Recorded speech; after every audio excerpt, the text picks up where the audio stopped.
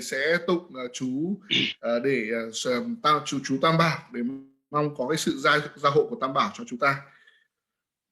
So I think it's also good for people, those who wanted to join the meeting, and it takes a little for 3-4 minutes, so they will also join in a bit. Yeah. Cái việc tụng chú này thì không những là nó tốt cho những người mà tham gia học pháp, mà còn trong vòng 3-4 phút tới thì để dành cho những ai mà có hơi chậm một chút thì cũng kịp bắt với nhịp với bài giảng của thầy.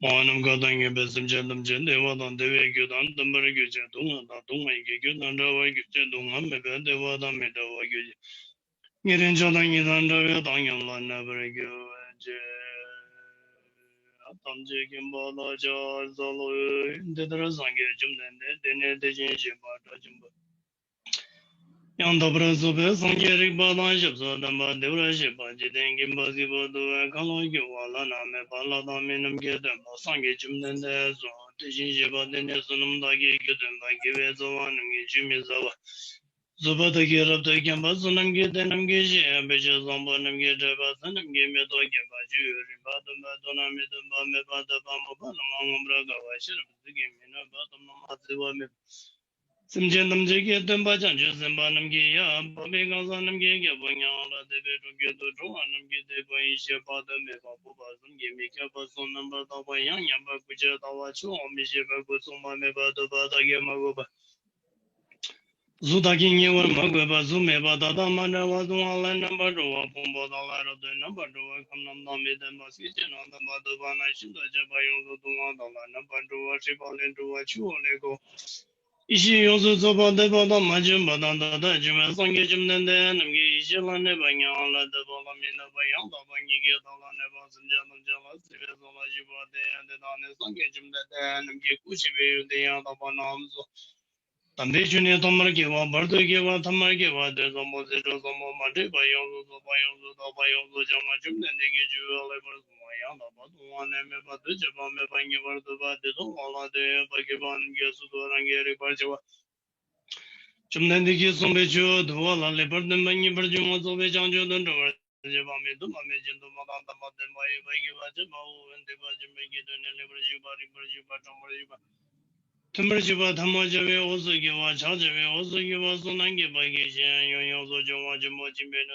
sugiwa kunduwa jimbena sugiwa jimbo sangi da samiga tamishuga samiga pabingi da samiga mlada jana nambramiba samiga namda shindege waisho.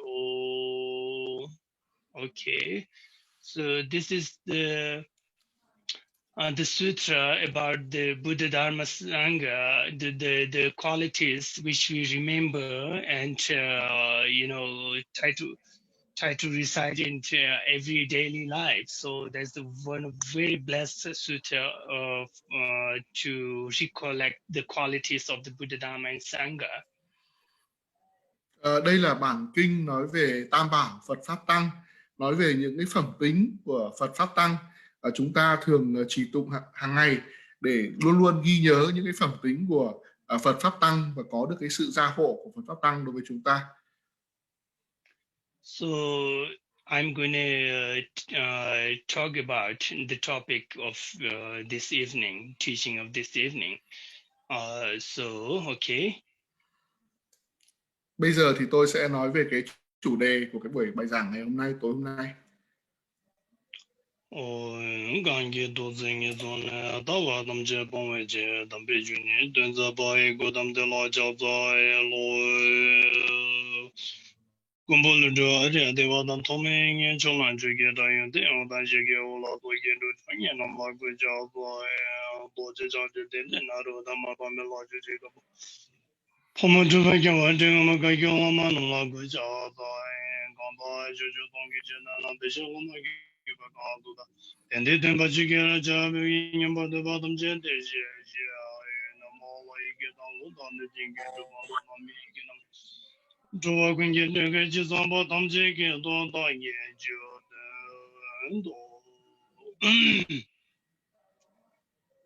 So,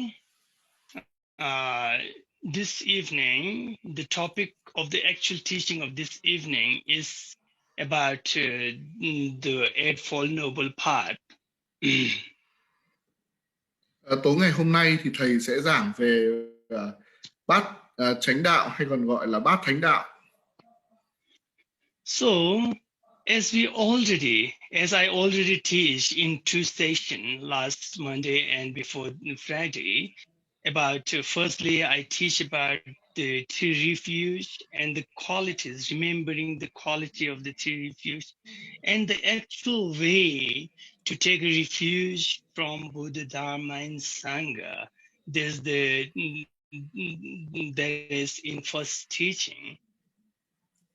Chắc các bạn thì còn nhớ là trong hai cái buổi học ngày tuần trước là một buổi học thứ hai và một buổi học thứ 6, thì trong cái buổi học đầu tiên thì thầy đã giảng về việc quy y Tam Bảo Phật Pháp Tăng và những cái phẩm tính của Phật Pháp Tăng và cái cách thức thực tế để có thể quy y Phật Pháp Tăng. And last Friday, I was teaching about the four rivers mind, which turns your mind from the mundane level to the Dharma, the path, the step which was taught by Buddha. So there, the first topic is about the preciousness human life. You know, why it is so precious to have a human life. And secondly, the second topic is about the impermanent nature of life, you know, the uncertainty of the life that we have. And thirdly, cause and effect, which cause gives you a good result, which cause gives you a bad result.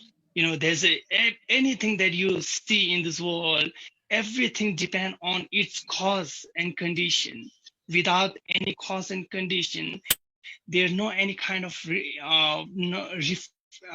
result or effect. So third topic is about the cause and effect. And the fourth one is about the error of this cyclic existence, the faultiness to being in this cyclic existence.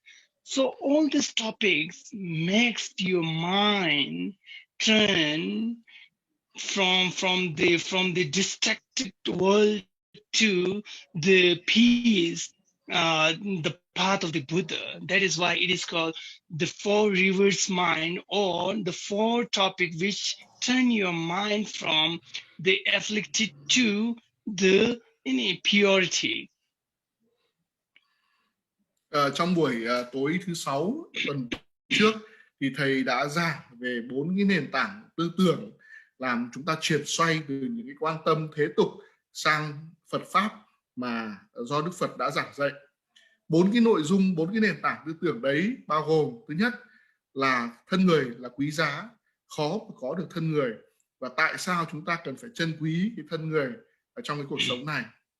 Cái nội dung nền tảng tư tưởng thứ hai, đấy là cái bản tính hay là cái bản chất vô thường của cuộc sống này, cái sự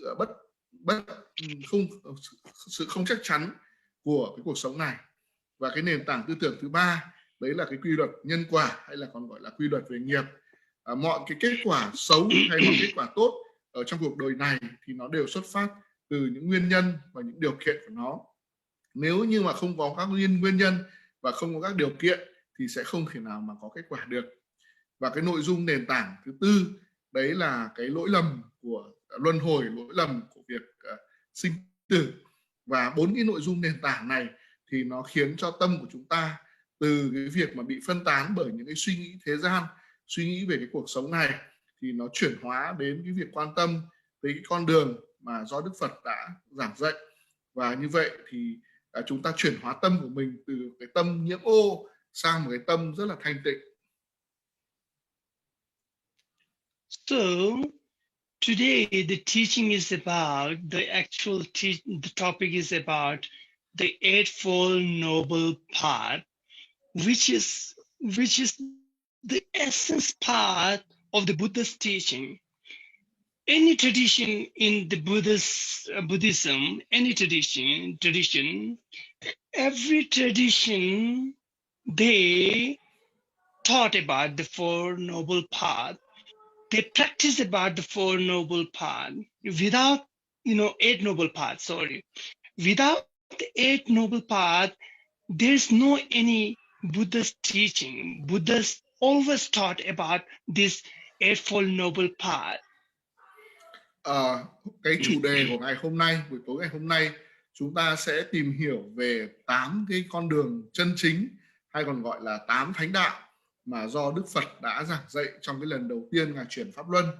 Bất cứ một cái truyền thống Phật giáo nào thì cũng đều nói về Bát Chánh Đạo.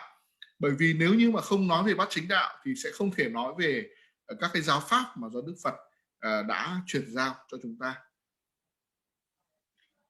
So why it is called Eightfold Noble Path? Why? In Tibetan we call it Paklamyan Lage. Pakpa means, the noble person, nobles, noble person is called Pakpa. Lam means a path, and Ge means eightfold or eight. It means Eightfold Noble Path. So why it is called noble, Eightfold Noble Path? Because whoever, any person who practice this Eight Noble Path, he will become a noble person. He will become a saintly person. He will become a pure and enlightened person. That is why it is called Eightfold Noble Path. Cái lý do vì sao lại gọi là 8 thánh đạo, hay gọi là 8 con đường chân quý, hay còn gọi là chúng ta hay quen gọi là Bát Chánh Đạo. Bởi vì trong tiếng Tạng thì chúng ta có một cái từ, một cái thuật ngữ chúng ta gọi là 8 cái con đường cao quý của con người, 8 con đường của người cao quý. Có nghĩa là bất cứ một ai, bất cứ một người nào nếu mà thực hành 8 cái con đường này thì sẽ trở thành một con người cao quý, một con người đáng trân trọng, giống như một vị thánh, giống như một con người rất là thanh tịnh và một con người giác ngộ. Đấy là lý do vì sao người ta gọi là Bát Thánh Đạo.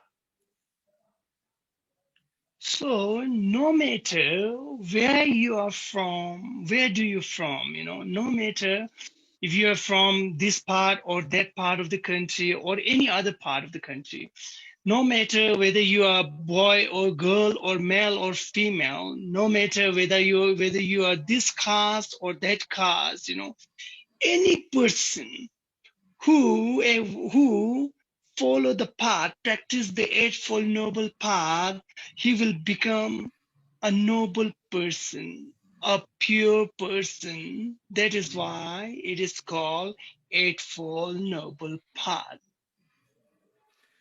Không quan tâm đến cái việc là xuất thân của anh ở đâu, dù là anh ở cái bộ phận nào hay ở nơi nào ở cái đất nước này, dù anh là con trai hay anh là con gái, dù anh là đàn ông hay là phụ nữ, dù anh là thuộc đẳng cấp xã hội nào đi nữa, miễn là anh thực hành cái 8 cái con đường này thì anh sẽ trở thành một con người cao quý, một con người chân chính, một con người thanh tịnh. Đấy là lý do vì sao mà người ta gọi là Bát Thánh Đạo, Bát Chánh Đạo. Đây à, thầy đây à. And also, like also because of the noble person, and because of the Buddhas and Bodhisattvas and Arhants and any other saintly person, they live a life of the Eightfold Noble Path. They practice, they walk on this path, and that is why it is also called the Eightfold Noble Path. Một trong những cái lý do vì sao lại gọi là Bát Chánh Đạo hay còn gọi là Bát Thánh Đạo, 8 con đường cao quý, bởi vì tất cả chư Phật, tất cả chư Bồ Tát, tất cả các vị A-la-hán cũng như tất cả các vị thánh đều là những người thực hành con đường 8 con đường này, đều đi trên 8 con đường này và đều sống với 8 con đường này. Đấy là lý do vì sao mà 8 con đường này, hay còn gọi là 8 cái phương pháp này, được gọi là Bát Chánh Đạo, hay còn gọi là Bát Thánh Đạo. So, in this Eightfold Noble Path, there is 8 kind of path that we have to practice, okay? So in this 8 noble path, there's 3 kind of category in this Eightfold Noble Path. So 3 of that 8 noble path is in the category of the Shila, which is called the moral conduct, the practice of the moral conduct, okay? And the 3 of the 8 is in this category of the samadhi, or the right concentration, which is about mastery, to become a master of your own mind. That is the practice of this samadhi. 3 of them in this category, which is samadhi, okay? And the last 2 is in this category, which is we call panya, or wisdom, the practice of the wisdom. So all this Eightfold Noble Path is in this 3 category.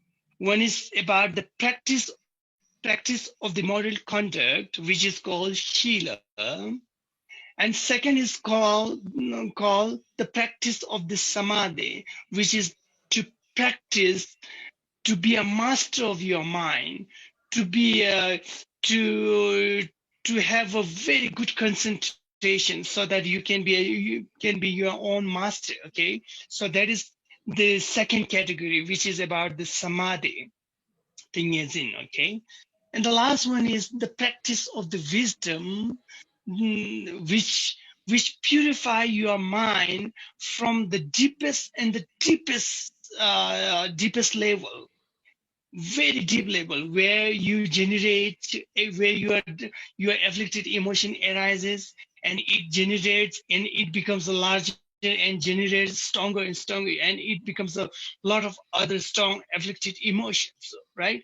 So the wisdom is about to take you to the root of that afflicted emotions, where you generate this kind of 3 poison mind. So it takes you there, and this wisdom will take the root of that kind of afflicted emotions. So that is why it is called the practice of the wisdom. So this 3 practice is called the essence path of the Buddha. Without these 3, there is no any path of the Buddha. There is no any path of the enlightened, fully enlightened person. Yep. Khi mà chúng ta nói về Bát Chánh Đạo ấy, thì chúng ta có nghĩa là chúng ta nói về 8 con đường. Nhưng mà trong 8 con đường, cái việc thực hành 8 con đường này thì chúng ta lại chia ra làm 3 cái loại, 3 cái nhóm khác nhau. Nhóm thứ nhất gọi là nhóm là gồm 3 trên 8 con đường, là nhóm chúng ta nói về Sila. Sila tức là giới, nói về việc đạo đức, việc thực hành giữ giới và việc thực hành đạo đức tốt, tức là chúng ta giữ một cái nếp sống tốt, tuân thủ giới cũng như là tuân thủ đạo đức. Thì đó là cái việc thực hành giữ giới để phát triển đạo đức. Tiếng Tạng gọi là Sila. Nhóm thứ hai là gồm 3 trên 8 con đường. Nhóm này là nhóm để thực hành, để đạt được định, đạt được sự tập trung thông qua việc thực hành thiền định, để chúng ta làm chủ cái tâm thức của mình. Chúng ta thực hành luyện tâm để chúng ta trở thành một người chủ thực sự của tâm của mình, làm chủ được những suy nghĩ của mình và đạt được sự tập trung trong suy nghĩ của mình. Và cái nhóm thứ hai này chúng ta gọi là nhóm con đường về định, gọi là Samadhi, tiếng Tạng gọi là Samadhi. Và nhóm thứ ba là bao gồm 2 trên 8 con đường, là nhóm này là về bát nhã, về panya, tức là về trí tuệ. Chúng ta thực hành đi theo 2 con đường này để phát triển trí tuệ của chúng ta. Để thực hành phát triển trí tuệ thì chúng ta phải tịnh hóa tâm thức của mình. chúng ta phải làm sạch tâm của mình, chúng ta phải đi đến gốc rễ của tâm của mình, nơi mà chúng ta phát sinh ra những cái xúc tình tiêu cực, những cái suy nghĩ tiêu cực. Chúng ta phải tìm đến nguồn gốc của tham, của sân, của si mà chúng ta gọi là tam độc, để chúng ta tịnh hóa được tâm của mình. Qua đó chúng ta thực sự trở thành người chủ tâm thức của mình. Thì cái việc mà tịnh hóa tâm và làm chủ được tâm thức của mình, nó sẽ giúp được chúng ta phát triển được trí tuệ.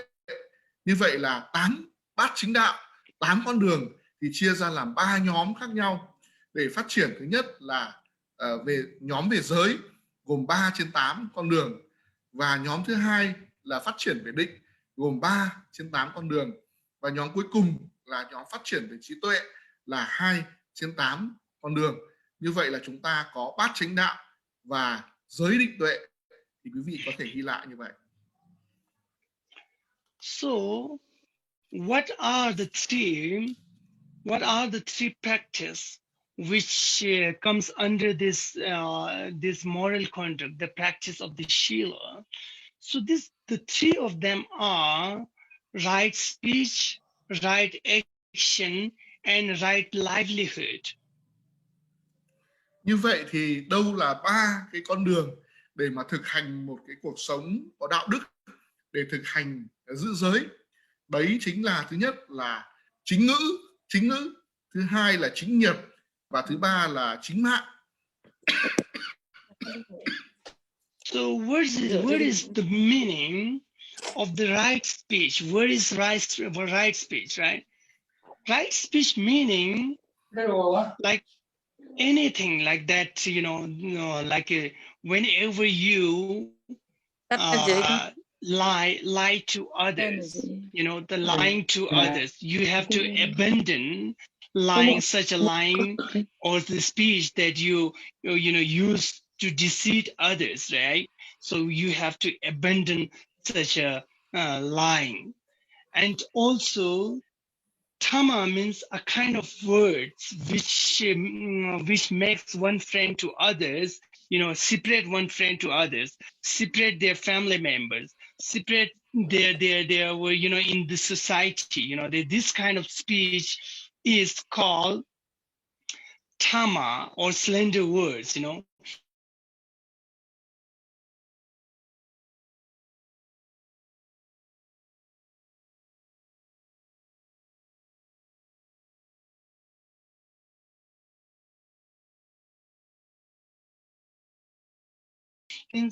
A kind of harsh words, harsh speech to others. Whenever you talk with others, if you talk with the very harshly, if you talk with very badly to the person, with the, using such a bad words, that is called the harsh words.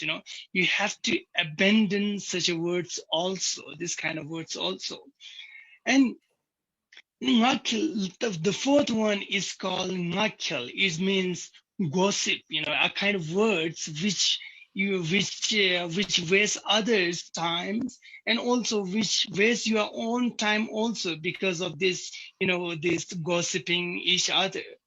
So you have to abandon this kind of words, and your speech become right speech. If you abandon such a speech like that, then your speech becomes right speech. So you have to always practice such a speech like that. You have to follow you have to talk with nicely and without lying to others. All this four, which is very important to practice the right speech. Yep. Cái điều đầu tiên thầy muốn nói đấy chính là tránh ngữ. Tránh ngữ có nghĩa là gì? Tránh ngữ tức là chúng ta nói những điều hay, điều đúng, nói những từ ái ngữ với người khác, và tránh sử dụng những cái ngôn ngữ không tốt đẹp, không thiện lành với người khác. Thế nào là những cái ngôn ngữ không tốt đẹp, không thiện lành mà chúng ta phải tránh? Thứ nhất là chúng ta không nên sử dụng cái ngôn ngữ để lừa dối người khác, không nên nói dối người khác, không nên dùng ngôn ngữ để mà lừa đảo người khác. Ở trong tiếng Tạng nó có một từ nó gọi là tama word, tức là những cái từ mà gọi là có tính chất là xúc phạm những người khác, từ có những chất là chia rẽ người khác. Chúng ta không nên sử dụng để ngôn ngữ để chia rẽ những người trong một gia đình, không nên sử dụng ngôn ngữ để chia sẻ những người bạn bè trong một xã hội, và không nên chia rẽ những người thân với nhau.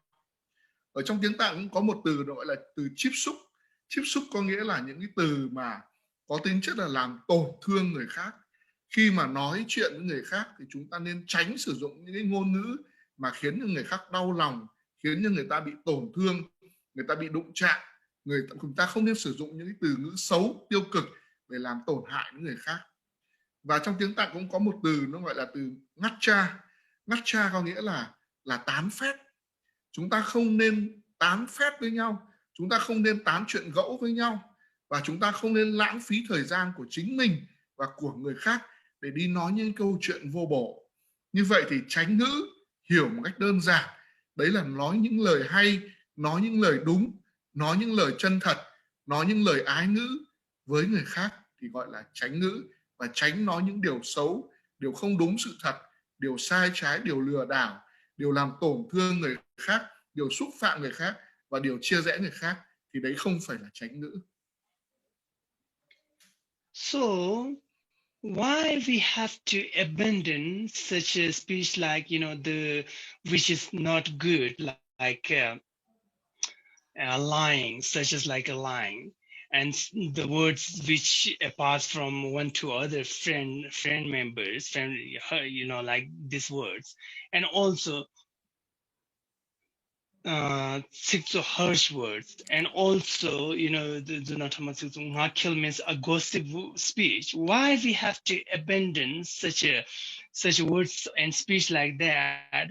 Because whenever you perform such a speech, whenever you do talk a speech like that, it makes other unhappy. Similarly, just think about yourself. Whenever someone speaking lie to you, try to deceive you by their speech, you won't like it. You don't like that. You feel so suffer. You feel like angry. You feel like angry, right? Because you don't like it. That is why, similarly, if we do such and such things to others to deceive other people, they won't like it also. So that is why we should abandon such a harming speech. We should abstain from that kind of speech. Very important. Tại sao chúng ta lại nên gọi là tại sao chúng ta lại nên tránh sử dụng những cái ngôn ngữ không tốt đẹp? Chúng ta tránh nói dối người khác, tránh lừa dối, tránh lừa đảo người khác, tránh tán gẫu, tránh sử dụng những ngôn ngữ làm tổn thương người khác, tránh sử dụng những ngôn ngữ có tính chất là chia rẽ người khác. Tại sao?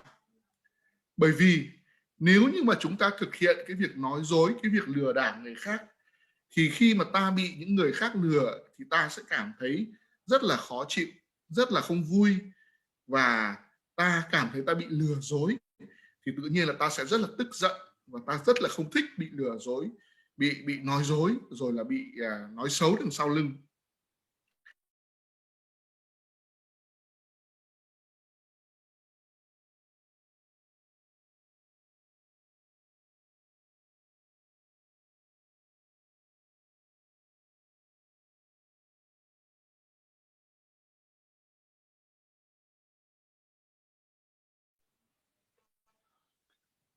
So that is about the right speech. Now, the second part or the second practice that we have to practice is about right action. So right action means, anything performed by your own body, like killing, abstaining, killing, stealing, and also, performing sexual misconduct, abstain such a action, and also taking intoxication like drugs and alcohol and all others. So we have to abstain all this, the action of the body, and it becomes right action, if you abstain or if you abandon such action of your body, then your body's action becomes right action.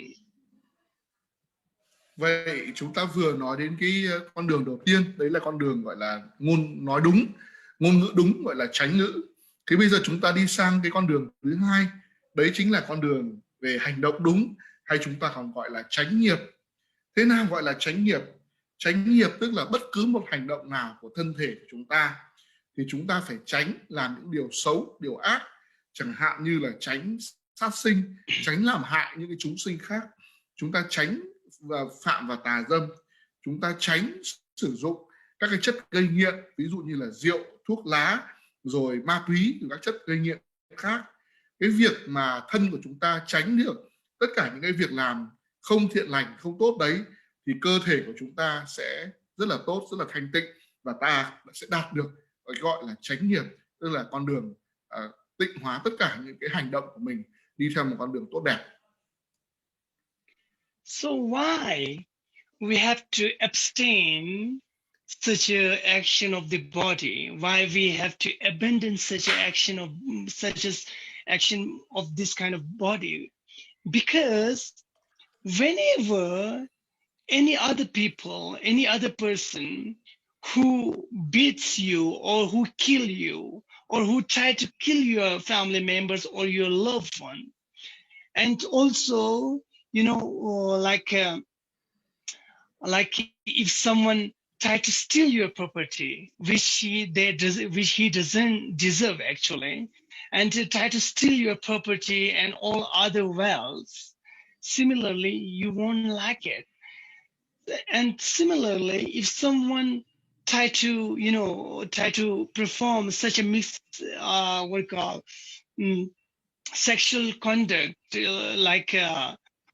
if someone do such things with your family members or any of your friends, you won't like it because you don't like this kind of thing. It harms you and your family members, right? Similarly, if we do such things to other people, such as like killing, stealing, and sexual misconduct, and all other intoxication like that, it also, they doesn't like it. They feel so helpless. They feel so angry about it. If someone, it is like harming them, right? So that is why we have to abandon, we have to abstain from killing, stealing, sexual misconduct.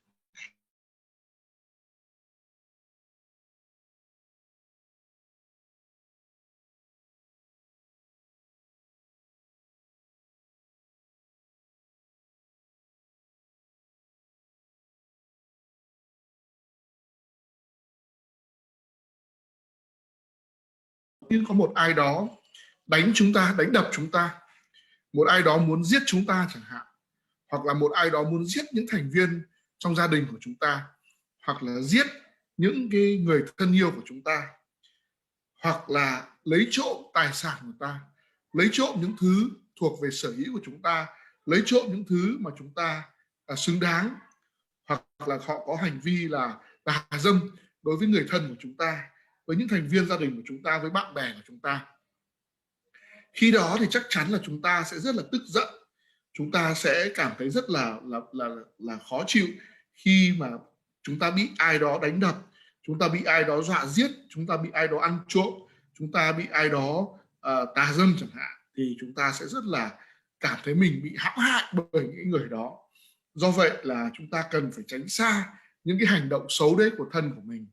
Đồng thời là chúng ta cũng phải tránh xa hay là loại bỏ cái việc sử dụng các cái chất gây nghiện như là rượu, như là ma túy, bởi vì những cái chất gây nghiện đó nó khiến cho chúng ta bị điên và mất kiểm soát của mình, cho nên là chúng ta phải tránh xa những cái điều xấu ác đó. So that is about the right action. Now the third one is right livelihood. So what is right livelihood? It means any kind of livelihood that you have, that any kind of job or any kind of business that you engage in your daily life, to earn your livelihood, right? So any kind of livelihood that you have, if it harm other beings or other people directly or indirectly, if it harms directly or indirectly to other peoples, to other society, to other beings, then such a livelihood is not good, right? Livelihood. Right livelihood means whatever, any job that you have must not must not harm any beings, any people, whether the person is in your family members or other people in other society. So that is called right livelihood. We have to earn, we have to live with the right livelihood like that without harming others.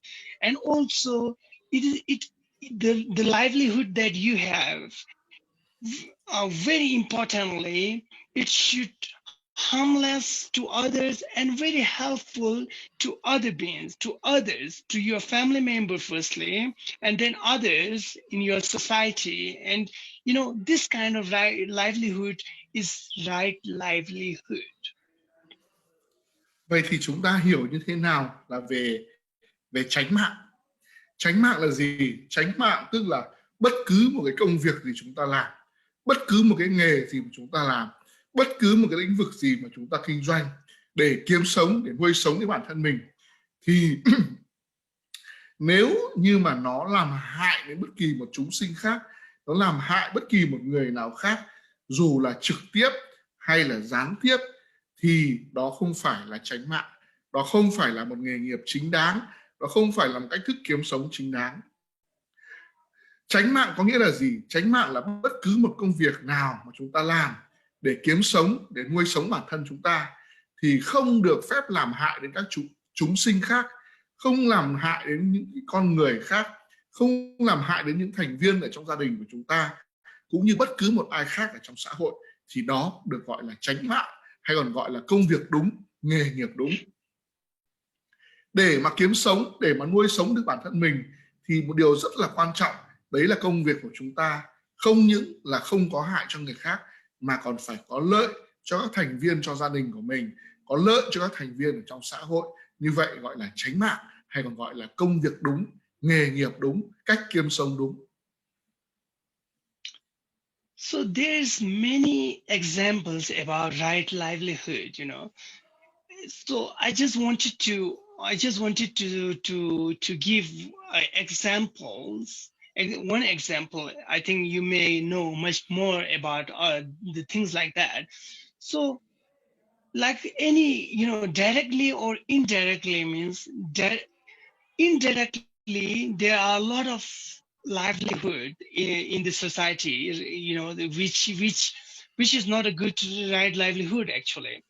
But the indirectly, like we are harming such other beings or other people, like for example, if you feed a lot of animals, and you are not killing that animal, but you are selling that animals, or any animals to the butcher, to the other people, so that they can kill and sell the meats and all the skins and all other things. Such livelihood, of course you are not harming directly to these beings, to these animals, but indirectly you are harming to that animals, because you are feeding them to kill some other kills that animal to kill, because you get a lot of money because of that. Such kind of livelihood is not good in this, following this path. So that is why we have to understand right livelihood, directly harming or harming. There's a lot of other examples, but I think it's enough to understand about this right livelihood. thế nào là tránh mạng, hay thế nào là công việc đúng, thế nào là nghề nghiệp đúng đắn. Tránh mạng tức là nghề nghiệp đúng đắn, là dù là trực tiếp hay là gián tiếp, nó cũng không gây hại đến những cái chúng sinh khác, không gây hại đến những cái nghề nghiệp khác. Các bạn là những người sống ở trong cuộc đời bình thường thì chắc chắn là các bạn hiểu rất nhiều điều ví dụ, nhưng mà tôi chỉ lấy một ví dụ để minh họa cho cái việc gọi là nghề nghiệp có tác hại gián tiếp. Đấy là chẳng hạn như là chúng ta chăn nuôi súc vật, chăn nuôi gia cầm, gia súc, để sau đó thì chúng ta bán nó cho những cái người mà làm nghề giết mổ, làm nghề đồ tể, để khi mà người ta mua những cái con gia súc gia cầm của chúng ta, sau đó thì họ giết mổ để họ bán thịt, bán da, hoặc là bán tất cả những cái thứ khác, thì chúng ta thu được rất nhiều tiền từ cái việc nuôi dưỡng súc vật, sau đó bán đi cho người khác. Mặc dù là chúng ta không trực tiếp giết hại những cái súc vật đó, những cái con gia cầm gia súc đó, nhưng mà ta gián tiếp ta nuôi con súc vật súc sinh đó để ta bán cho người đồ tể, cho người bán thịt, để cho họ giết mổ, để họ kiếm lời từ cái việc giết súc sinh đó. Thì cái nghề này không phải là một nghề tốt, đó không phải là chính mạng, mà mặc dù là nó chỉ là gây tác hại gián tiếp thôi, thì đấy không phải là một nghề tốt theo giáo lý của Đức Phật. Và như vậy thì chúng ta phải hiểu rằng một cái nghề nghiệp tốt, một cái công việc tốt, là dù trực tiếp hay là gián tiếp, nó cũng không được gây hại đối với chúng sinh khác. Hello. Yes. Can you hear me, Mr. Hu? Yes, I can hear you clearly, La. Okay. So this three is called, the right speech, right action, and right livelihood. It is in the category of the practice of the morality. So now you understand, now you understand that, oh yeah, these are, we have to abstain such and such a bad actions, bad speech, and bad, livelihood, because it harms others. You may understand like that, but in actually, it is not only harming others, but it also harms you. Why? Whenever you kill someone, whenever you lie to others, you have to generate a strong amount of the afflicted emotions in you. When you try to kill others, you have to generate a strong amount of the aversion in your mind. So whenever you generate a strong aversion, strong hatred in your mind, you become so miserable, because it makes your mind and body so disturbed, because the anger itself is so disturbed and so sufferable. It's the nature. Anger itself is the nature of the suffering, actually. So that is why whenever you perform such like a killing to others, before killing others, you are suffering by yourself. Before harming others, you are harming to yourself. That is why it is very important to abstain such a body, speech, and mind non-virtuous deeds, because it harms others and it also harming you. That is why. Trên thực tế thì chúng ta vẫn hiểu rằng là khi mà chúng ta có tránh nghiệp và tránh mạng, thì tức là chúng ta sống một cuộc đời sống có đạo đức. Chúng ta loại bỏ những cái hành động sai trái, chúng ta loại bỏ những cái ngôn ngữ sai trái, và chúng ta loại bỏ hay là tránh xa những cái nghề nghiệp sai trái, bởi vì là nó làm hại những người khác, hại chúng sinh khác.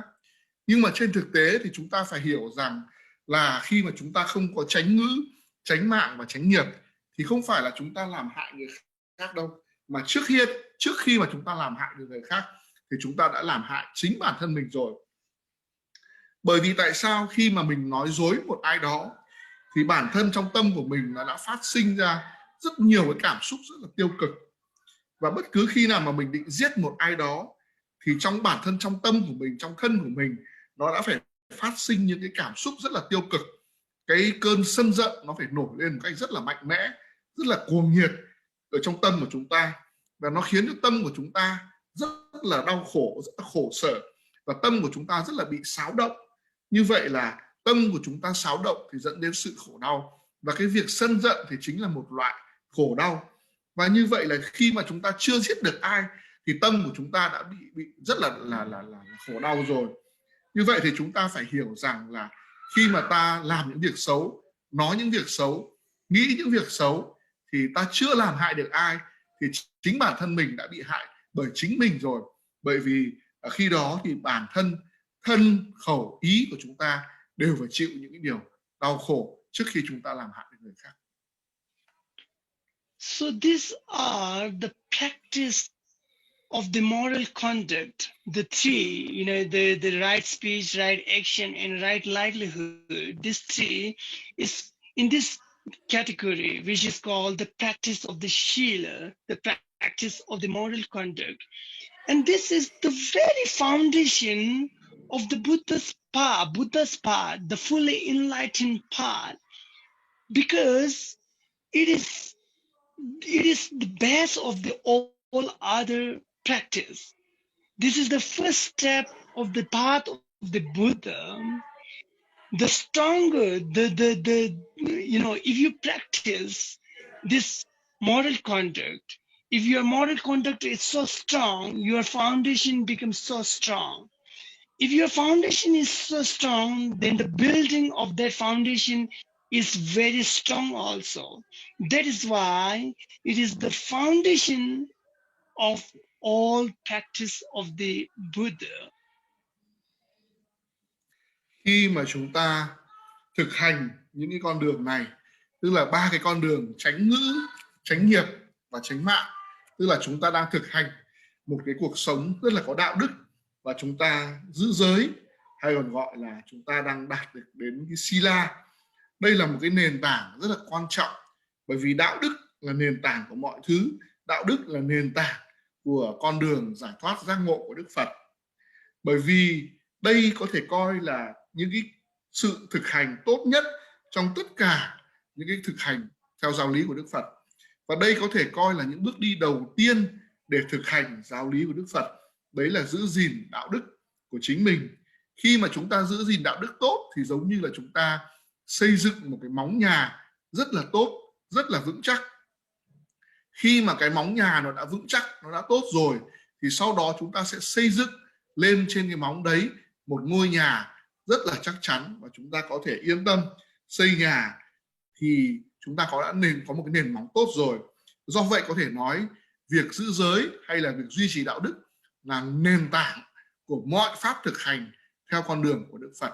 Điều đầu tiên, bước đi đầu tiên, đấy chính là giữ giới hay là sống một cuộc đời đạo đức. So that is the practice of the moral conduct. That is first step. Now the second step is the practice of the samadhi, the practice of the practice which makes you a master of your own mind. So in the next step in this category, there's three part also, which is about right effort, which the second is about right mindfulness or right awareness. You can people, some they use mindfulness or some they use awareness, actually right awareness. And the third one is the right concentration. So this three is in this category, which is called the samadhi, the practice of the samadhi or the practice of the concentration. Bây giờ thì chúng ta sang cái phần thứ hai, là cái phần một là phần về giữ gìn đạo đức, thì cái phần thứ hai là phần thực hành về đạt được cái sự tập trung, sự thiền định, thông qua sự thiền định. Và thông qua cái việc thực hành này thì chúng ta sẽ trở thành những người chủ của tâm thức của mình. Và ba cái con đường trong số 8 con đường liên quan đến việc phát triển định.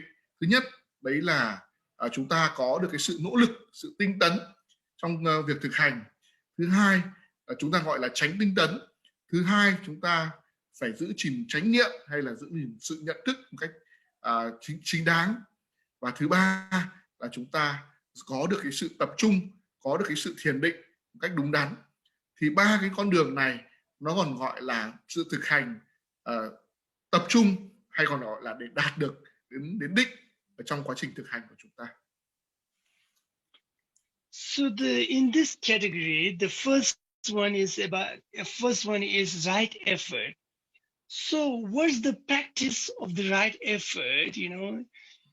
You have to understand right effort means any effort that you take in your daily life, any effort which makes your mind become stable, which makes your mind become more, to have a more stability in your mind.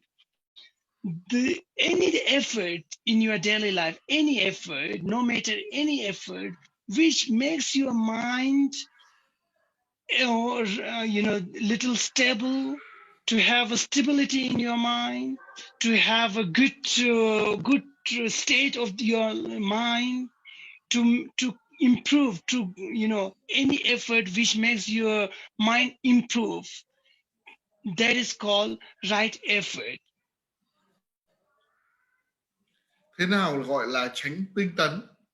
Chánh tinh tấn có nghĩa là bất cứ một cái nỗ lực nào khi chúng ta thực hiện ở trong cái cuộc sống hàng ngày của chúng ta, làm cho tâm của mình nó ổn định hơn, nó cân bằng hơn và có được sự ổn định ở trong tâm.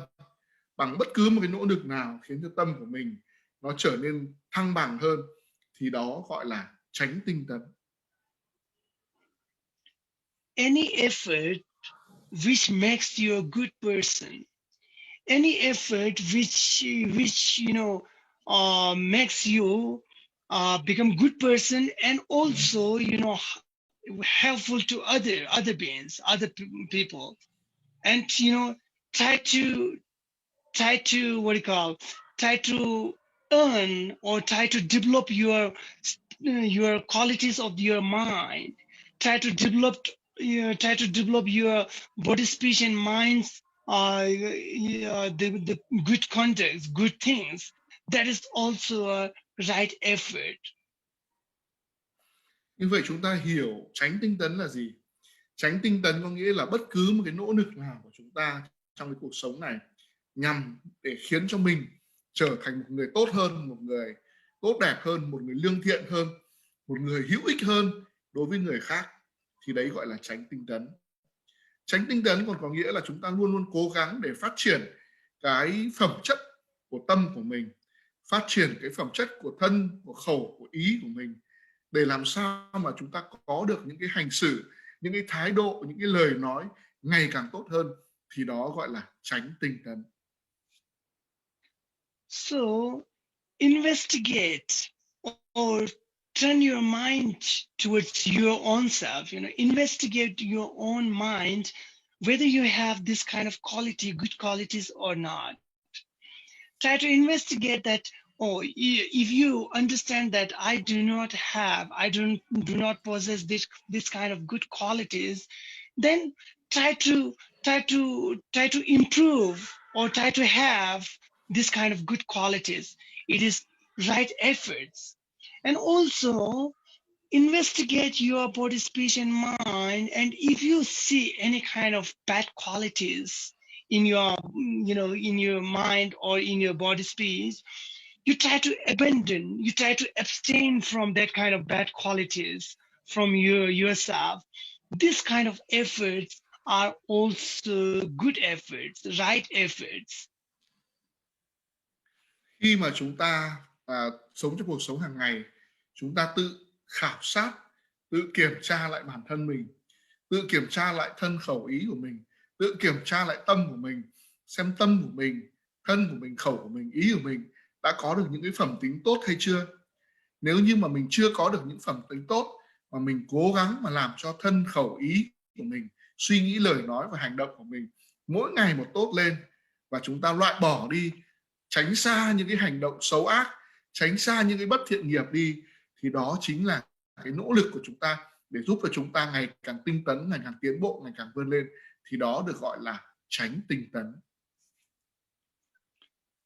So that is about right effort. Okay, so the second practice in the samadhi, the practice of this concentration is right awareness. So now we have to understand what is right awareness. Và đấy là cái con đường đầu tiên trong cái việc thực hành thiền định tập trung của chúng ta, đấy là chánh tinh tấn. Và cái nội dung thực hành thứ hai, đấy là chúng ta cố gắng để đạt được sự tập trung, đấy là sự giữ gìn chánh niệm. So some they use right mindfulness actually, and we use mostly right awareness, because mindfulness, it has two kind of what do you call the meaning, to remember something, isn't it? To remember the past, or to thinking about mostly it about remembering, and also sometimes the word goes the awareness also. So it is better to use the right awareness. Why? Because awareness is always about the present moment, to aware about something, to aware about the truth that you experience at the very moment. So the right awareness, meaning the awareness that you have in this present moment, momentarily awareness to your body, speech, and mind. Whatever you experience, that kind of experiential, without any kind of reaction to that. Like if you have sensations, or if because of something, because of outer world, or because of mind and matter relation, if you feel sensation in your body anywhere, at the very moment, if you do not react on that and try to understand, try to aware on that truth, that is called the right awareness. Because remember cannot be a right awareness, because remember means something, remembering about the past which is already gone, isn't it? If you remember something, it means you are imagining something, and also the thinking. If you are thinking something about the future, it is not called the right awareness, which is in the path of this practice of this samadhi. So we have to understand very clearly, right awareness means to be aware of this present moment, whatever it comes and goes, and at the meantime, if you aware without any reaction on it, that is called the right awareness. Khi mà chúng ta nói về chánh niệm ấy, thì thường là có hai cái thuật ngữ mà có nhiều người hay sử dụng khác nhau. Thứ nhất là các thầy có thể sử dụng từ right mindfulness, và thứ hai là từ right awareness. Hai cái từ này thì tưởng như là giống nhau nhưng mà nó hơi khác nhau một chút. Khi mà chúng ta nói về right mindfulness thì chúng ta hay nói về cái việc nhớ đến một cái điều gì đó nó đã xảy ra trong quá khứ. Còn khi mà chúng ta nói về right awareness, tức là aware, tức là nhận thức, nó nhấn mạnh đến cái trạng thái ở trong hiện tại, chứ không phải là trong quá khứ hay là ở trong tương lai. Khi mà chúng ta nhận thức được một cái điều gì đó xảy ra vào cái thời điểm hiện tại này, thông qua thân khẩu ý của chúng ta, và bất cứ một cái điều gì mà chúng ta trải nghiệm được, thì chúng ta không phản ứng lại với cái trải nghiệm đó, với cái cảm xúc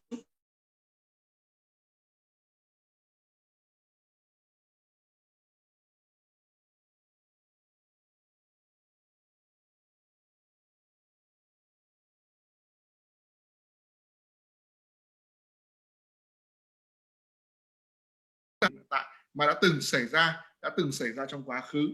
Và khi mà ta nhớ thì tức là ta phải tưởng tượng về một cái điều gì đó đã từng xảy ra. Còn khi mà chúng ta nói về chúng ta nghĩ, tức là nghĩ về cái gì đó sẽ xảy ra trong tương lai, như vậy cũng không phải là cái điều đang xảy ra trong hiện tại. Như vậy khi mà chúng ta nói về mặt nhận thức, tức là chúng ta nhận thức đúng được cái gì đang xảy ra trong lúc hiện tại này, và chúng ta không phản ứng với nó, chúng ta cảm nhận nó và chúng ta nhận thức được cái sự thật đó, thì đó được gọi là nhận thức, hay còn gọi là nhận thức đúng đắn, mà chúng ta hay còn gọi cái từ là chánh niệm. So, because the fully enlightened beings or the enlightened Buddhas, the path of the Buddha is to purify oneself. It is to take a step of the purification. So, if you think about something and meditate, or if you're just imagining something, that is not the path of the purification. The path of the purification must have experiential, or experience something, so that you can experience that and understand. Because of that experience, you could able to understand the reality of the mind and matter. So that is why it has to be a right, what you call, experience, momentarily experience at the present moment. So that is the right awareness. Đức Phật là một bậc hoàn toàn giác ngộ. Con đường mà Đức Phật đề ra là con đường để tịnh hóa, con đường để làm sạch một bản thân mình, chính bản thân mình. Khi mà chúng ta nghĩ, khi mà chúng ta tưởng tượng, thì đó không phải là con đường để tịnh hóa, mà con đường để tịnh hóa là phải diễn ra vào đúng cái thời điểm hiện tại. Khi mà chúng ta trải nghiệm những điều mà xảy ra ở trong tâm của mình và xảy ra xung quanh mình, thì chúng ta cảm nhận được, chúng ta hiểu được cái sự thật, cái chân lý thực tế ở cái thời điểm mà sự việc đó hiện ra, xảy ra, thì chúng ta gọi là chánh niệm. Okay, so that is about the right awareness. That is second one in this path of the samadhi, practice of the samadhi. So the third is right concentration. So when we talk about the right concentration, we have to understand what is right concentration actually. Concentration means a single pointed mind. That is called concentration. Like, anything, if you could able to concentrate one pointedly, that is called concentration. But here we call it right concentration, which is very special. Why it is called right concentration? Because the base of this concentration has to be free from afflicted emotions. The base of this concentration has to be free from aversion, free from ignorance, free from desire, and so on. Because of that, it is called right concentration. Otherwise, there's many kind of concentration also, which the base is not, which the base is not really good actually. By your desire, by your aversion, you can also concentrate your mind to make your mind concentrated also. But that doesn't call right concentration. Khi mà chúng ta nói về chánh định, vậy thì chánh định là cái gì? Chánh định được hiểu là sự tập trung vào một điểm duy nhất. Khi mà tâm của chúng ta chỉ tập trung vào một điểm duy nhất, thì chúng ta đạt được cái gọi là chánh định.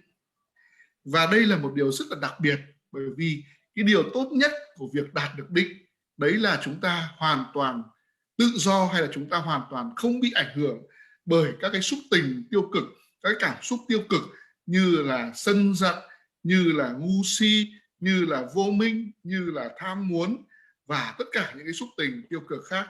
Hoàn toàn là chúng ta không bị tác động bởi những cái cảm xúc đó, thì khi đó thì chúng ta sẽ đạt được định, hay còn gọi là đạt được chánh định.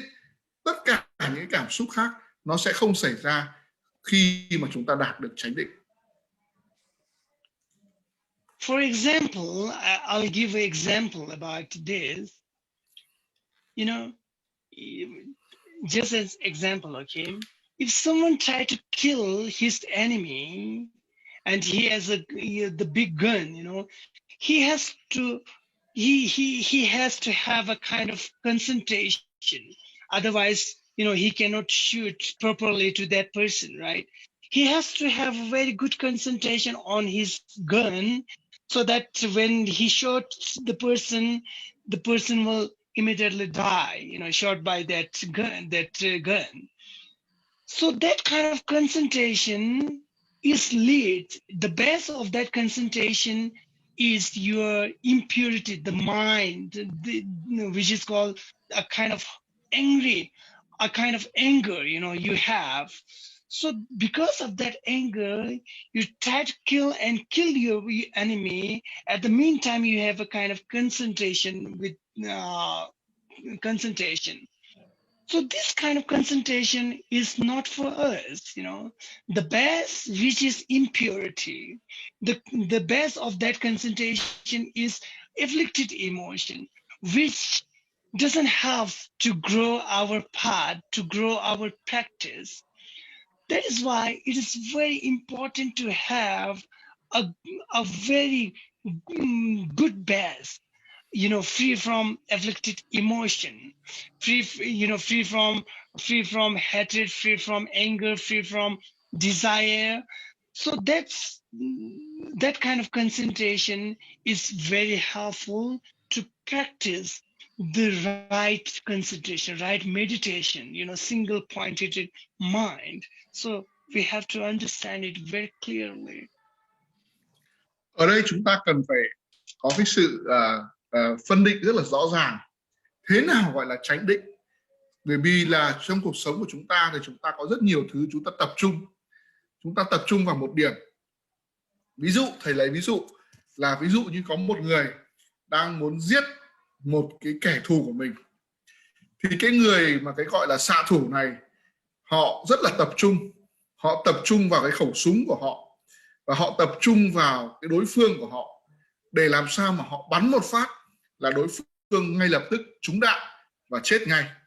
Thế như vậy trong cái trường hợp này thì cái xạ thủ hay là cái người bắn súng hay là kẻ giết người đấy có một cái sự tập trung vô cùng cao độ, tập trung vào một điểm.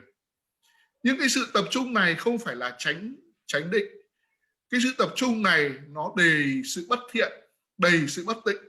Bởi vì cái sự tập trung này nó hàm chứa ở trong đó sự sân giận, sự ghét bỏ, sự căm thù, khiến cho người này muốn giết người kia. Như vậy cái sự tập trung này không phải là chánh định. Cái sự tập trung mà nó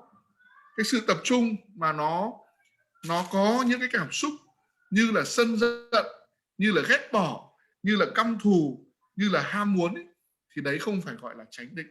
Đấy không phải gọi là sự tập trung có ích, có lợi cho tâm của chúng ta. Và những người thực hành pháp với chúng ta thì chúng ta cố gắng loại bỏ cái sự tập trung đấy ra khỏi tâm của mình. Cái sự tập trung của chúng ta nó phải hữu ích, nó phải có lợi lạc, và nó phải giúp cho cái sự thiền định của chúng ta. Khi mà chúng ta tập trung vào một điểm thì đó mới thực sự gọi là chánh định. So this three comes under the practice of the samadhi, the practice of the concentration, which is the next step, or the second step of the path of the Buddha, which makes your mind, which makes yourself a master of your mind, you know. So that is one of the very, very important practice. Như vậy là vừa xong thì chúng ta đã nói đến cái giai đoạn thứ hai. Giai đoạn thứ hai của việc thực hành Bát Chánh Đạo, đấy là chúng ta thực hành làm sao để mà trên con đường của Đức Phật, chúng ta thực hành làm sao mà làm chủ được cái tâm của mình. Thì đó gọi là làm chủ được cái sự tập trung để đạt được định, ở trong quá trình thực hành Phật pháp của chúng ta. Okay, so the third practice of this noble eightfold noble path is called the practice of the wisdom. So in this category, there's a two practice. One is about right thought, and secondly, right wisdom. Yeah. Và cái con đường thứ ba, hay còn gọi là phần thứ ba trong bát chánh đạo, đấy là việc thực hành để mà phát triển được trí tuệ. Thì đấy chính là cái việc mà tư duy đúng, hay còn gọi là suy nghĩ đúng, hay chúng ta còn gọi là tránh tư duy. Và cuối cùng thì là cái việc mà phát triển trí tuệ của chúng ta, thì đó có thể coi là đấy là sự phát triển về trí tuệ, tránh trí tuệ. Thì đây là hai cái nội dung mà liên quan đến cái phần thực hành để phát triển trí tuệ. So right thought, what's the meaning of right thought? Right thought means any kind of thought that you have in your mind, which is about the truth, which is about helping others, which is about abstaining, harming to others, abandoning such a harmful activities, performance to others. This kind of thought is called right thought, right intentions. Like about if you are thinking or if you have a thought about the good qualities, that is also right thought. If you have a thought about the truth, like a Four Noble Truths, if you have a thought about the truth about yourself, truth about the mind, and truth about this physical mind and matter, truth about if you have a thought about the Dhamma, the reality which was realized by Buddha, these are called the good thoughts.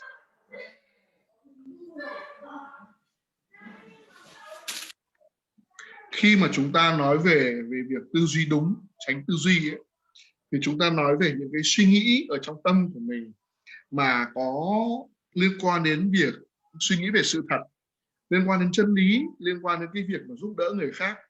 Và chúng ta suy nghĩ làm sao mà không để gây hại, làm những cái hành động, làm những cái việc mà để không gây hại đối với người khác.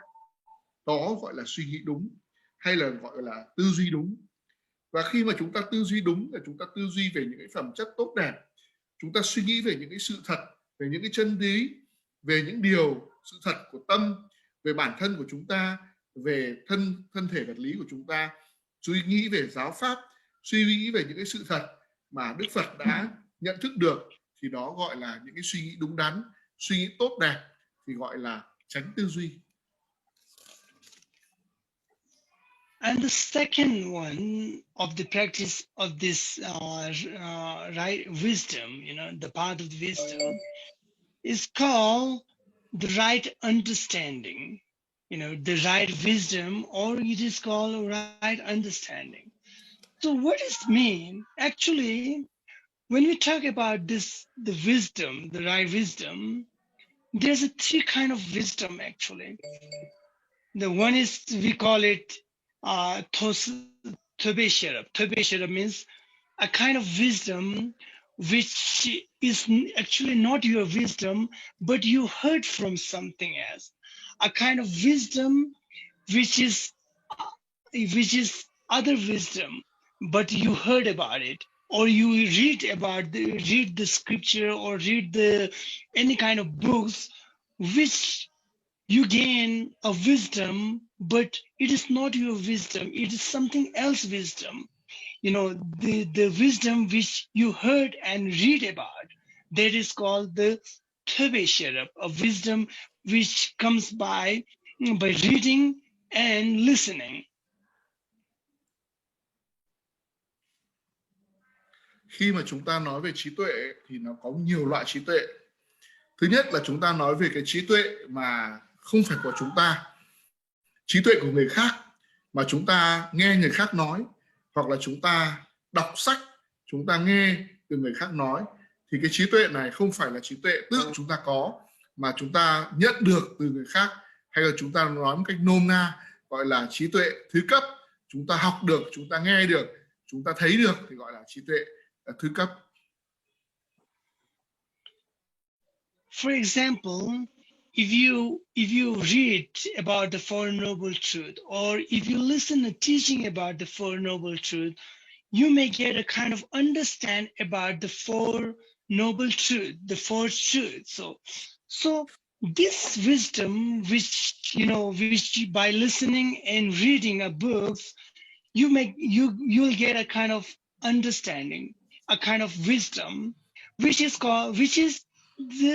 the Tebesherup. Wisdom comes through the reading and hearing from others.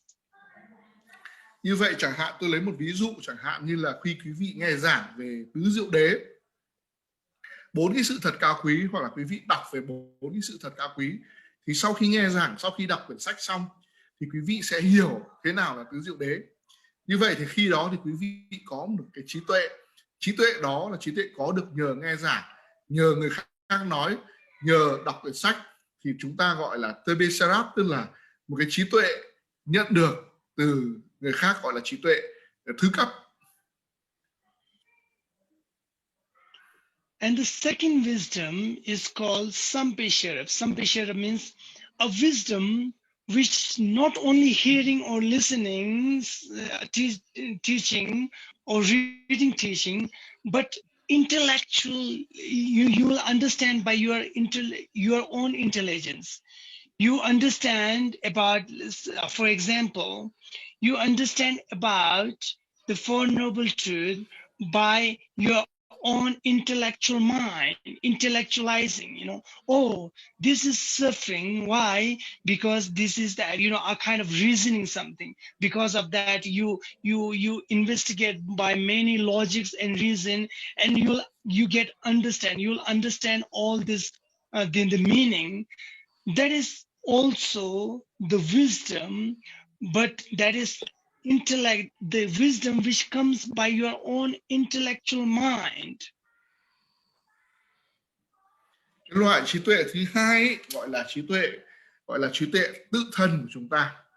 Tiếng Tạng nó gọi là Sambhiserup.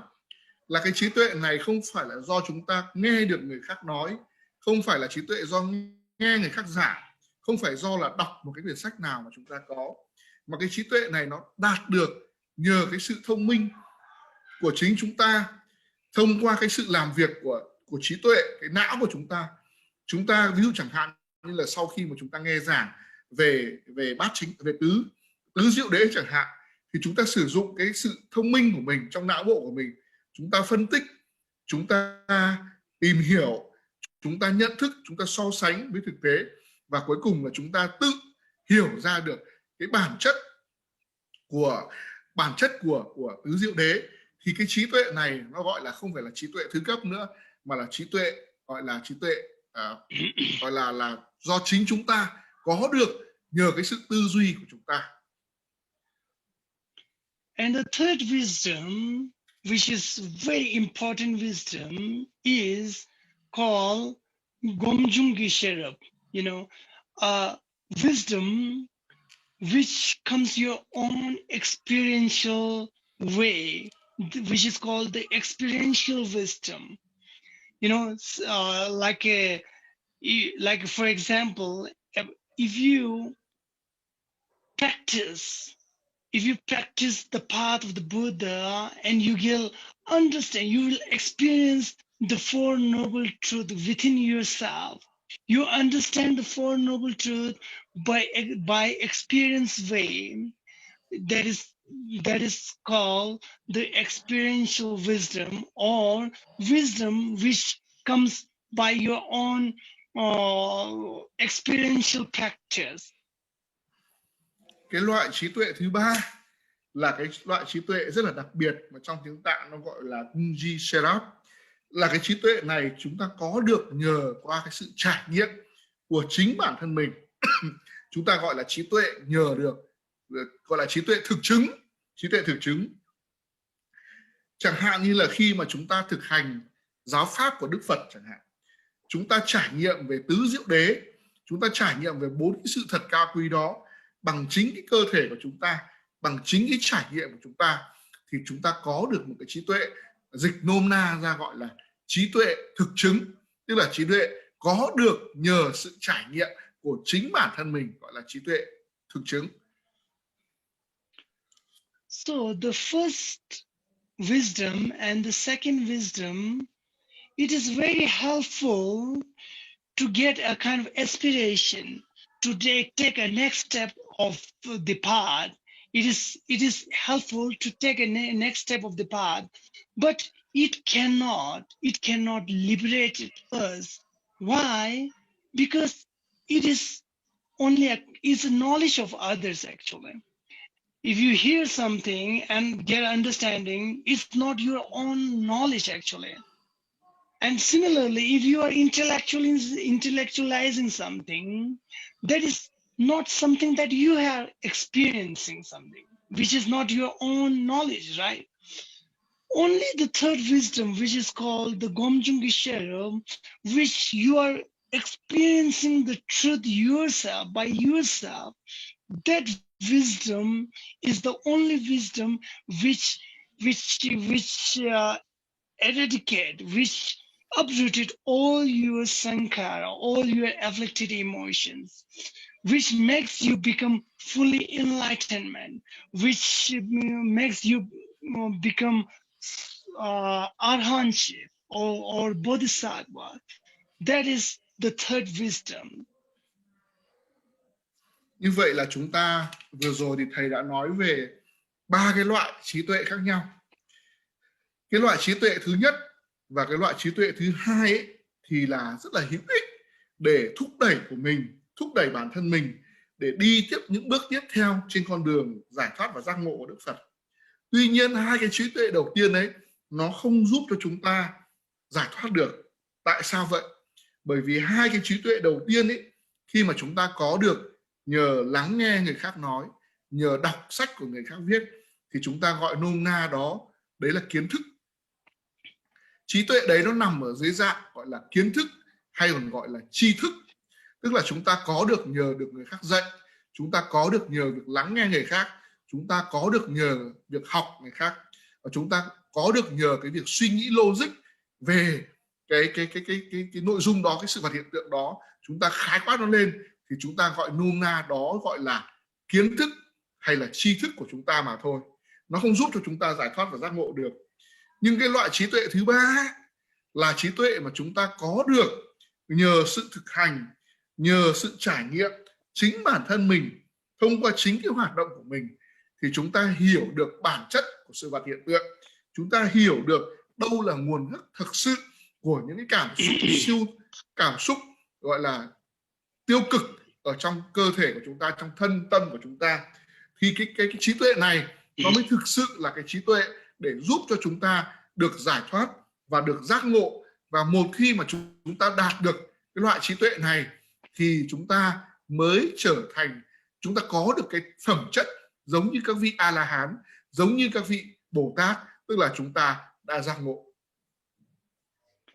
So this wisdom, the last, the Bhavnamaya Pragya or the Gomjungishira, this wisdom is the only wisdom which takes you from conscious level mind to the unconscious, deeper level of the mind, and to understand where these afflicted emotions such as like ignorance and anger and desire, where these afflicted emotions arises, and where it becomes stronger, it becomes the desire, it becomes strong afflicted emotions. It takes you the deepest level of that mind, and there when you understand and do not react on that afflicted emotions, it will eradicate the afflicted emotion by the understanding of that nature. Because of that wisdom, it will cut the root of the worldly, or the root of the samsara. That is how the wisdom of the experiential wisdom is the only one which takes us from here to the next level, or to to the purification. It will purify our mind. Only the wisdom of the experiential. Như vậy là chúng ta thấy rằng là mặc dù là có 3 loại trí tuệ như vậy, nhưng mà chỉ có cái loại trí tuệ cuối cùng, hay còn gọi là, nếu mà chúng ta dùng cái từ hay ho hơn, đấy gọi là trí huệ. Thì cái loại trí huệ đấy là cái trí tuệ mà có thể là dẫn chúng ta từ cái mức ý thức sang từ cái mức gọi là vô thức sang ý thức, và chúng ta có thể hiểu được đâu là căn nguyên, đâu là gốc rễ, đâu là nguồn gốc của những cái xúc tình tiêu cực như là tham sân si, như là vô minh ngu dốt, như là ham muốn. Tất cả những cái nguồn gốc của những cái xúc tình tiêu cực đấy, nó ở đâu, vì sao nó lại phát sinh, vì sao nó lại phát triển. Và khi mà chúng ta hiểu tận nguồn gốc ở nơi sâu thẳm nhất, ở cái tầng sâu thẳm nhất của tâm của chúng ta, thì khi đó chúng ta loại bỏ được những cái xúc tình tiêu cực đó. Thông qua cái việc hiểu được bản chất của tâm của mình thì chúng ta cắt được cái nguồn gốc, chúng ta đoạn tuyệt được cái nguồn gốc mà kéo chúng ta quay trở lại luân hồi. Hay là nói một cách khác là chúng ta đoạn tuyệt được với luân hồi thông qua việc trải nghiệm, thông qua việc phát triển được cái trí huệ của chúng ta, thông qua việc có được những cái trải nghiệm về mặt trí tuệ như vậy, thì nó sẽ dẫn chúng ta ở từ cái cõi này sang một cái cõi khác. Đấy chính là cái khả năng tịnh hóa được tâm của mình, và chỉ có nhờ cái trí tuệ đó thì chúng ta mới có thể giải thoát và giác ngộ được mà thôi. So there's an example about this three wisdoms, So someone, if someone is thirsty, if someone wants to drink water because he's thirsty, right? So if he only talk or only read about the water, it doesn't quench his thirst, right? Similarly, if the person who is thirsty, if he only talk about the water and discuss about the water, this water is that, this water, by his own intellectualizing, if he only debate about that water and do not drink water, that doesn't quench his thirst. Similarly, the second and the first wisdom and the second wisdom will not liberate the person, will not help the person to get rid of this suffering. Only the third, only when the person take and drink the actual water, it will quench his thirst. Similarly, the last wisdom, which is the experiential wisdom, is the only wisdom which makes you fully liberated, which makes your mind purify from the conscious level to unconscious level, deepest part of the mind. So that's the difference between the first, second, and third wisdom.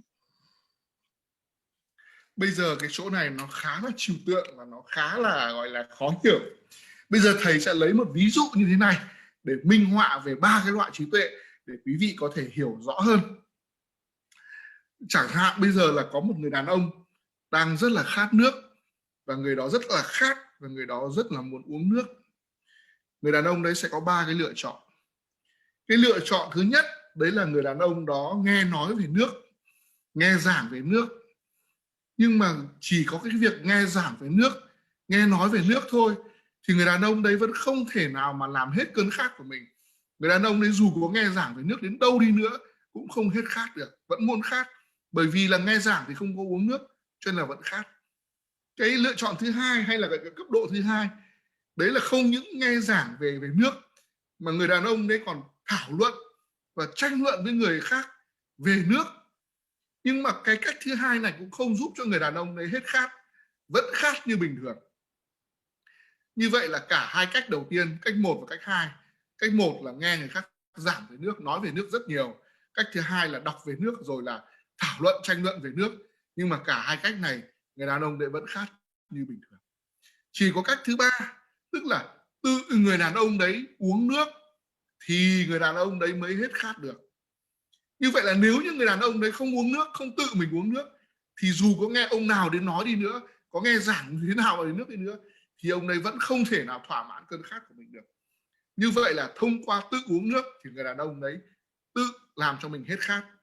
Tương tự như vậy thì cái trí tuệ thứ 3, loại trí tuệ thứ 3 là loại trí tuệ thực chứng, hay là trí tuệ có được qua trải nghiệm của chính bản thân mình, là cái trí tuệ cao nhất, sẽ giúp mình thoát được, đoạn tuyệt được cái khổ đau, cái luân hồi này, nhờ việc biết được bản chất của tâm, biết được bản chất của những cảm xúc tiêu cực, và nhờ cắt đứt được những cảm xúc tiêu cực đó, tịnh hóa được tâm ý của mình, mà cái trí tuệ đó nó dẫn chúng ta đến con đường giải thoát và giác ngộ, giống như việc tự người đàn ông kia uống nước và làm thỏa mãn cái cơn khát của mình. Thì đấy là sự khác biệt của 3 loại trí tuệ khác nhau. So these are the practice of the fully enlightened. A fully enlightened being like Gautama Buddha, who taught about the practice of morality, which is first step, the practice of samadhi, which is second step, and the third step, which is the practice of wisdom. Without these three practice, without this three step of the path, there's no any path of the Buddha. Every path or every teaching of the fully enlightened, it comes under this three category. So we have to understand whenever we do a practice, whether this practice comes under this three category, the three path or not. It is very important to investigate whenever we do such a practice. Như vậy có thể nói rằng là toàn bộ giáo pháp của Đức Phật, giáo pháp của bậc giác ngộ Thích Ca Mâu Ni, nó được chia ra thành 3 cái nhóm, hay là 3 cái thành phần của Bát Chánh Đạo. Cái thành phần đầu tiên, hay còn gọi là bước đầu tiên của con đường thực hành pháp, đấy chính là giữ giới hay là sống một cuộc đời đạo đức. Và cái bước tiếp theo thứ hai, đấy là phát triển khả năng tập trung thông qua việc thực hành thiền định. Và cái bước thứ 3, sau khi mà đã giữ giới, sau khi đã thiền định để tập trung được rồi, thì sẽ phát triển trí tuệ. Và việc thực hành giới định tuệ này là cái phần bắt buộc, phần không thể tách rời trong việc thực hành giáo pháp của Đức Phật. Không thể nào có giáo pháp nào của Đức Phật mà tách rời 3 cái bộ phận, 3 cái thành tố giới định tuệ này được. Mọi cái việc thực hành của chúng ta phải tự kiểm chứng, chúng ta phải tự quan sát xem nó có rơi vào đúng trong 3 cái thành phần của con đường mà Đức Phật đã chỉ dạy, đó là giới, định, tuệ hay không. So that is why Buddha, the Gautama himself said that the biggest protection that I can give it to you is I can show the path. That I can do is I can show the path only. The protection that you have to follow, the protection you have to follow the path. That is the biggest protection for you. The biggest protection of the practice of the Shila, the biggest protection which is the practice of the Samadhi, the biggest protection which is the practice of the wisdom. That is the protection that you have to you follow, that you have to have those kind of living life, or those kind of way of life. Đức Phật, đó là lý do vì sao mà Đức Phật vĩ đại của chúng ta, Đức Phật Thích Ca Mâu Ni đã từng nói rằng là cái sự bảo vệ hay là cái sự gia hộ, sự gia trì lớn nhất của Đức Phật cho chúng sinh, đấy chính là Đức Phật chỉ có thể chỉ cho chúng sinh con đường giải thoát giác ngộ, chính là con đường để bảo vệ chính chúng ta, con đường lớn nhất, con đường có thể bảo vệ chúng ta một cách tốt nhất, đấy chính là chúng ta thực hành giữ giới, sống một cuộc đời có đạo đức, và chúng ta thực hành thiền định để có được khả năng tập trung, và cuối cùng là chúng ta thực hành phát triển trí tuệ của mình. Chỉ có thông qua thực hành tam vô lậu hay là thực hành giới định tuệ thì chúng ta mới có thể sống một con đường, sống một cuộc đời có đạo đức, có trí tuệ, và cuối cùng là chúng ta có được cái con đường sống đúng đắn, đúng như những cái gì mà Đức Phật đã chỉ dạy cho chúng ta. So that is all about the teaching of the three path. So I think our topic is about the Eightfold Noble Path. So within this Eightfold Noble Path, there's three categories. We have to understand it. One is about morality, moral conduct, and the practice of samadhi, the concentration, and the practice of panya, the practice of the wisdom. We have to clearly understand about it and to try to live your life, your daily life within these three practices, which is very, very helpful to improve oneself and also helpful to others. Như vậy là ngày hôm nay thì chúng ta đã được nghiên cứu về những cái bài giảng của Đức Phật mà liên quan đến Bát Chánh Đạo, liên quan đến 8 con đường, và 8 con đường đó thì được chia ra thành ba cái nhóm. Nhóm thứ nhất đấy là nhóm về đạo đức, nhờ chúng ta phải sống cuộc đời đạo đức, giữ giới. Nhóm thứ hai là phát triển về tập trung, khả năng tập trung, hay còn gọi là phát triển về thiền định. Và cuối cùng là cái việc thực hành của chúng ta, nó phải dẫn chúng ta đến việc phát triển trí tuệ. Và như vậy thì khi mà chúng ta hiểu một cách đúng đắn, một cách rõ ràng về ba nội dung giới, định, tuệ, thì chúng ta phải sống một cuộc đời làm sao mà chúng ta lồng ghép được giới, định, tuệ và trong từng cái hoạt động hàng ngày của chúng ta, trong từng cái việc làm hàng ngày của chúng ta, thì tự nhiên là chúng ta sẽ trở nên rất là hữu ích đối với người khác. Chúng ta có thể cải thiện được bản thân mình cũng như là cải thiện được cái môi trường xung quanh mình. So there's a lot more to understand about the practice of samadhi. There's a lot more to know and understand about the wisdom, the practice of wisdom.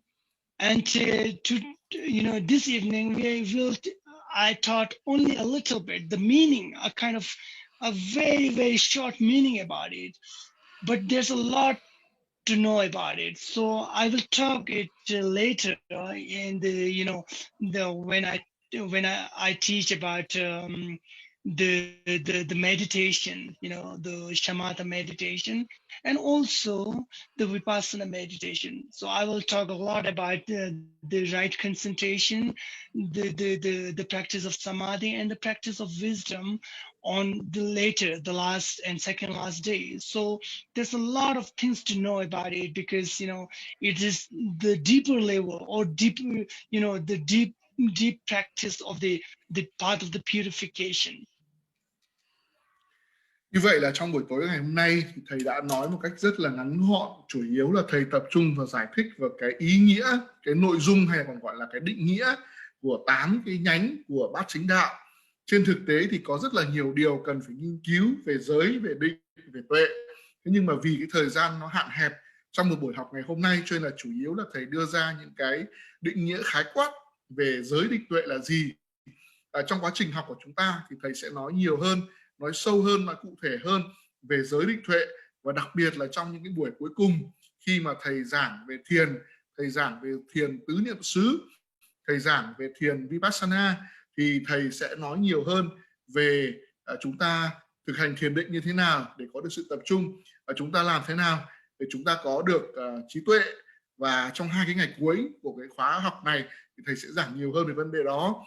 Chúng ta sẽ đi dần dần từng bước một đến những cái cấp độ sâu hơn sâu hơn và sâu hơn nữa của cái việc thực hành giới định tuệ. So I hope that you all understand about the right, the Eightfold Noble Path.